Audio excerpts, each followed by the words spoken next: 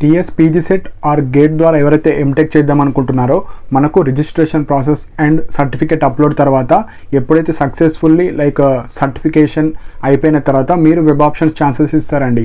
So మనకు only 2 days మాత్రమే chances ఇచ్చారు. So 12th and 13th August రోజు ఛాన్సెస్ ఇచ్చారు. సో డేట్స్ అయితే అవే 12th and 13th and 14th రోజు మీరు పెట్టిన వెబ్ ఆప్షన్స్కి ఎడిట్ చేసుకోవచ్చు. 14th రోజు అంటే 12th, 13th, 14th 3 daysలో మీరు వెబ్ ఆప్షన్స్ పెట్టుకోవచ్చు. కానీ 12th, 13th రోజే మీరు తొందరగా వెబ్ ఆప్షన్స్ పెట్టుకోవడానికి ట్రై చేయండి.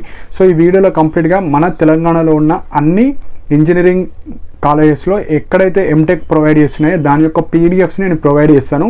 సో దట్ మీరు వెబ్ ఆప్షన్స్ పెట్టుకునేటప్పుడు చాలా ఈజీగా ఫాస్ట్గా మీకు నచ్చిన కాలేజ్ మాత్రమే పెట్టుకోవచ్చు.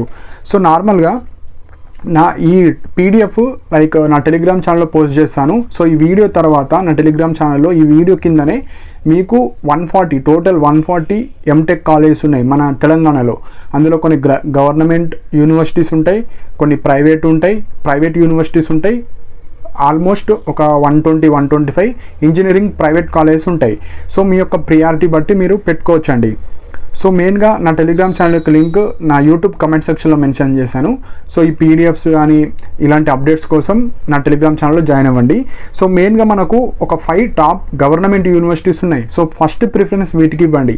సో ఫస్ట్ వచ్చేసి JNTUH, Osmania university, Kakatiya university, JNTU Sultanpur, JNTU Jagtial.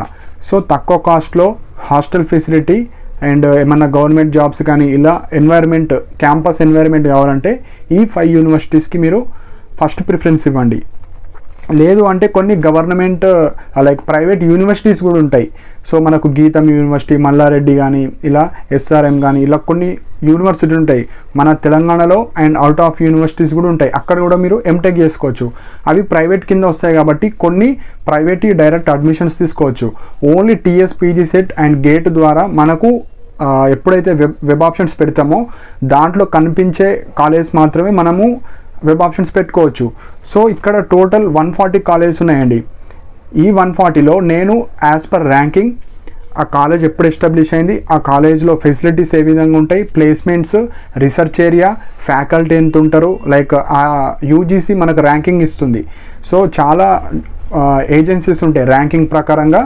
నేను ఈ పీడిఎఫ్ని తయారు చేశాను. సో దట్ మీరు ఈ పీడిఎఫ్ ప్రకారంగా పెట్టుకోవచ్చు, మీకు నచ్చిన కాలేజ్ ప్రకారంగా పెట్టుకోవచ్చు. అండ్ మోస్ట్ ఇంపార్టెంట్ పాయింట్, ఇక్కడ 140 కాలేజెస్లో అన్ని స్పెషలైజేషన్స్ ఉంటాయని మనం చెప్పలేం.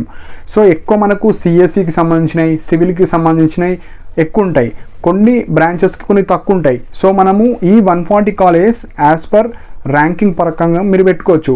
సపోజ్ ఒక కాలేజ్లో సివిల్కి సంబంధించినవి లేవు, నెక్స్ట్ కాలేజ్ చూడాలి. అలా మీరు వెబ్ ఆప్షన్స్ పెట్టేటప్పుడు ఈ పీడిఎఫ్లో ప్రకారంగా పెట్టుకోండి, మీకు నచ్చిందన్న పెట్టుకోండి. ఎగ్జాంపుల్గా ఇప్పుడు JNTU, Osmania, CBIT, VNR, CVR top 5 అనుకోండి. ఫస్ట్ JNTU ఓపెన్ చేస్తారు. JNTUలో ఎన్ని కోర్సెస్ ఉన్నాయి, సో మనం బీటెక్కి సంబంధించిన ఏమైనా ఉన్నాయా పెట్టాలి. సపోజ్ ఆ కాలేజ్లో లేకుంటే నెక్స్ట్ కాలేజ్.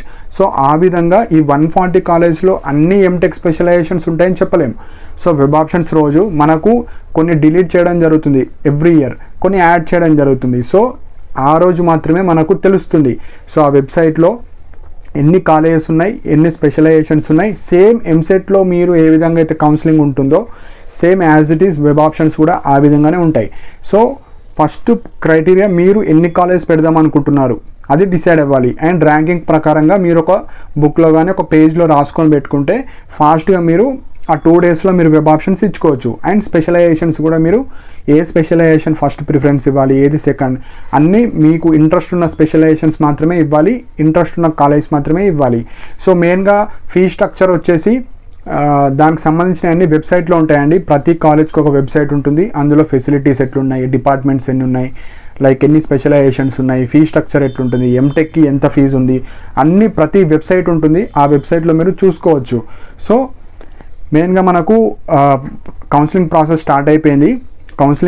వెబ్ కౌన్సిలింగ్ అయిపోయిన తర్వాత వెబ్ ఆప్షన్స్ ఇవ్వాలి. వెబ్ ఆప్షన్స్ ఇచ్చిన తర్వాత మీకు ఏదో ఒక కాలేజ్ అలాట్ అవుతుంది, ఆ కాలేజ్కి వెళ్ళి మీరు రిపోర్ట్ చేయాలి. సో ఈ విధంగా కౌన్సిలింగ్ ప్రాసెస్ ఉంటుంది.